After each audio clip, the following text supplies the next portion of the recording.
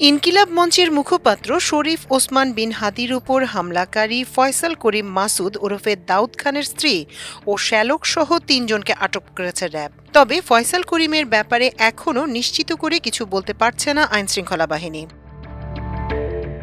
ফয়সালের স্ত্রী সামিয়া, শ্যালক শিপু ও বান্ধবী মারিয়াকে আটক করা হয়েছে বলে র্যাবের সদর দপ্তরের গণমাধ্যম শাখার একটি সূত্র আমার দেশকে নিশ্চিত করেছে।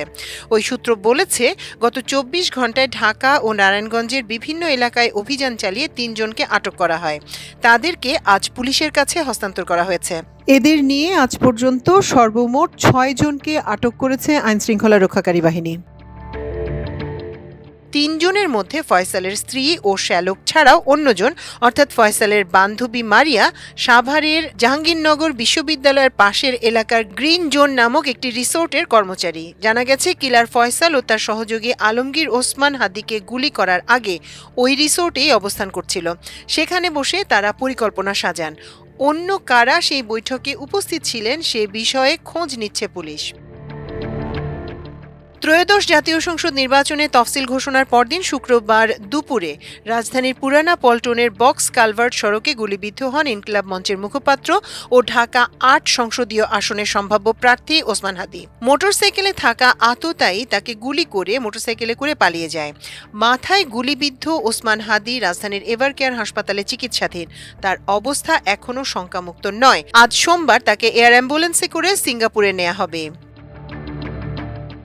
ওসমান হাদি চলন্ত ব্যাটারি চালিত রিকশায় থাকা অবস্থায় পেছন থেকে আসা মোটরসাইকেল থেকে তাকে গুলি করা হয়।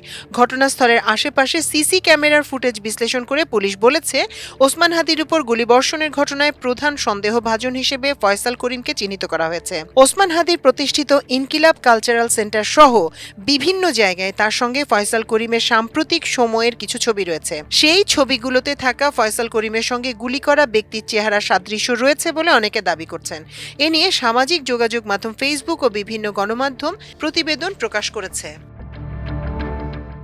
ফয়সাল করিম কার্যক্রম নিষিদ্ধ আওয়ামী লীগের ভাতৃপ্রতিম সংগঠন ছাত্রলীগের রাজনীতির সঙ্গে জড়িত। ২০১৯ সালের ১১ই মে ঘোষিত কেন্দ্রীয় ছাত্রলীগের পূর্ণাঙ্গ কমিটিতে তিনি সদস্য হয়েছিলেন। তাকে ধরিয়ে দিতে পারলে ৫০ লাখ টাকা পুরস্কারের ঘোষণা দিয়েছেন স্বরাষ্ট্র উপদেষ্টা লেফটেন্যান্ট জেনারেল অবসরপ্রাপ্ত জাহাঙ্গীর আলম চৌধুরী। জুলাই গণ অভ্যুত্থানের পর গত বছরের ২৮শে অক্টোবর ঢাকার আদাবরের বায়তুল আমান হাউজিং সোসাইটি এলাকায় ব্রিটিশ কলাম্বিয়া স্কুলের ৪র্থ তলায় অফিসের অস্ত্রের মুখে ১৭ লাখ টাকা লুটের ঘটনা ঘটে। এ ঘটনায় আদাবর থানায় একটি মামলা হয়েছিল। ওই মামলার প্রধান আসামি ছিলেন ফয়সাল করিম। মামলা হওয়ার কিছুদিন পর ৭ই নভেম্বর আদাবর এলাকা থেকে ফয়সাল করিমকে গ্রেপ্তার করে র্যাব। তখন তার কাছ থেকে ২টি বিদেশি পিস্তল, ২টি ম্যাগাজিন, 5টি গুলি, 3টি মুঠোফোন ও ৫,০০০ টাকা উদ্ধার করা হয়েছিল। মাল্টিমিডিয়া ডেস্ক, আমার দেশ।